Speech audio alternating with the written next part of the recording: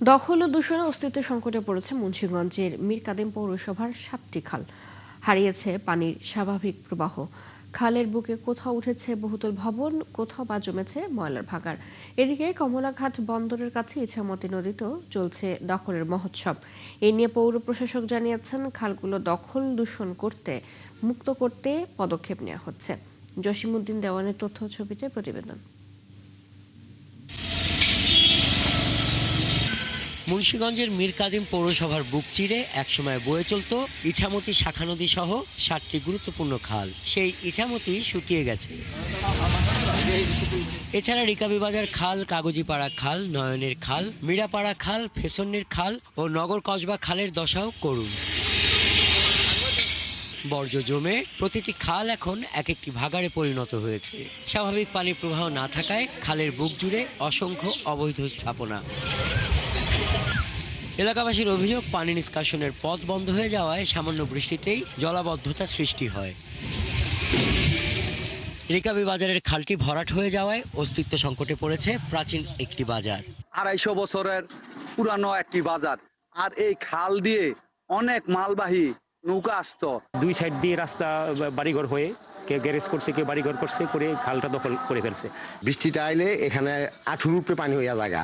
আমরা চাই এই খালটা পুনরায় ফিরা সংস্কার করা হোক। ময়লা ফেলাইতে ফেলাইতে এটা অনেক ভরট হয়ে গেছে গা, পানি জমিয়া থাকে। জলবদ্ধতার কারণে আমাদের ছেলে মেয়েরা লেখাপড়া করতে যেতে পারে না। যেটা গ্রাম পানি বন্দি রয়েছে এই খালটার জন্য। বর্তমান পরিস্থিতি নিয়ে উদ্বেগ প্রকাশ করে সদর উপজেলা নির্বাহী কর্মকর্তা ও মীরকাদিম পৌর প্রশাসক জানান, খালগুলো পুনরুদ্ধারে প্রয়োজনীয় পদক্ষেপ নেওয়া হয়েছে। আমরা যতগুলো খাল মীরকাদিমের মধ্যে দিয়ে প্রবাহিত হয়েছে, এর ভেতরে গুরুত্বপূর্ণ খালগুলোকে আইডেন্টিফাই করে আমরা ইতিমধ্যে মন্ত্রণালয়ে এটার জন্য লিখেছি। আমরা বরাদ্দের জন্য প্রত্যাশা করছি। বরাদ্দগুলো যদি আসে, আমরা খাল খননের কর্মসূচিগুলো দ্রুত সময়ের ভিতরে আমরা শুরু করতে পারবো। প্রধানমন্ত্রীর ঘোষিত খাল রক্ষা ও খনন কর্মসূচির আওতায় এনে দ্রুত এসব জলপথ দখলমুক্ত করার দাবি মীরকাদিমের লাখো মানুষের। হাসান আহমেদ, ৭১।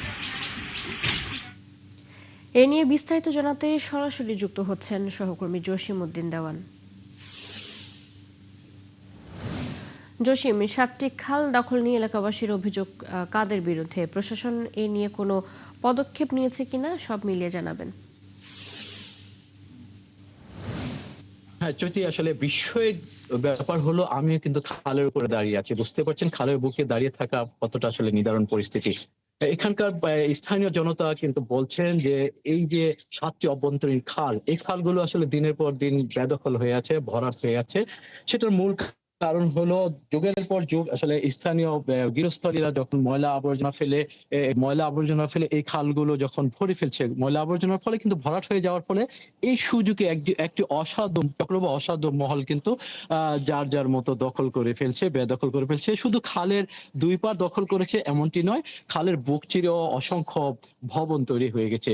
আর বিশেষ করে মীরকাদিম পৌরসভার যে অন্যতম যে চলমান একটি খাল রয়েছে বা শাখা রয়েছে খাল, এই খালটির বুক চিরেও কিন্তু স্থাপনা নির্মাণের পরিকল্পনা করা হয়েছে এবং স্থাপনা নির্মাণ শুরু করেছে। এবং সেই জায়গাটি থেকে প্রশাসন কিন্তু অনেকটা নড়ে চড়ে বসেছে। প্রশাসন সেই জায়গাটি অবশ্য অপসারণের চেষ্টা চালিয়েছে। বাকি যে খালগুলো রয়েছে সেই খালগুলো কিন্তু একেবারে অস্তিত্ববিহীন হয়ে গেছে, অর্থাৎ কোনো ধরনের পানি প্রবাহ নেই, একেবারে ময়লা আবর্জনার স্তূপ, এখানে হাঁটা জানা দুর্গন্ধে একেবারে এলাকায় ছড়িয়ে যাচ্ছে। সেক্ষেত্রে এই মীরকাদিম পৌরসভা যে লাখো জনতার যে অভিযোগ যে একটুখানি বৃষ্টি হলেই যে জলাবদ্ধতার সৃষ্টি হয়, সেই জলাবদ্ধতা বলে তারা আসলে কবর থেকে মুক্ত চায়। কারণ এই বাড়ির উঠানগুলো থেকে শুরু করে আশেপাশের যে জায়গাগুলো পুরোপুরি জলাবদ্ধ থাকে, অর্থাৎ সেই বৃষ্টি একদিন দুই দিন হলে একেবারে অবস্থা খারাপ হয়ে যায়। কোনো পথ বন্ধ হয়ে যায়, চলাচলের পথগুলো বন্ধ হয়ে যায় এবং সেই সব জায়গাগুলোতে মাসের পর মাস জলাবদ্ধতা থাকে। এই ধরনের পরিস্থিতি এই মীরকাদিম পৌরসভা। মীরকাদিম পৌরবাসী বলছেন যে মাননীয় প্রধানমন্ত্রী যে খাল দখল এবং রক্ষা করার যে কার্যকরী পদক্ষেপ গ্রহণ করছে, সেই আওতায় এ নিয়ে মীরকাদিম পৌরসভার এই খালগুলো সেই কার্যকরিতায় আনুক, এইটা হলো তাদের জোরালো দাবি। এই প্রসঙ্গে মীরকাদিম পৌর প্রশাসকের সাথে কথা বলে তিনি বলছেন যে এই বিষয়গুলো, এই 7টি খাল নিয়ে তারা ঊর্ধ্বতন মহলের। জি, জসিম শুনছিলাম আমরা আপনার কাছ থেকে। ধন্যবাদ। ধন্যবাদ।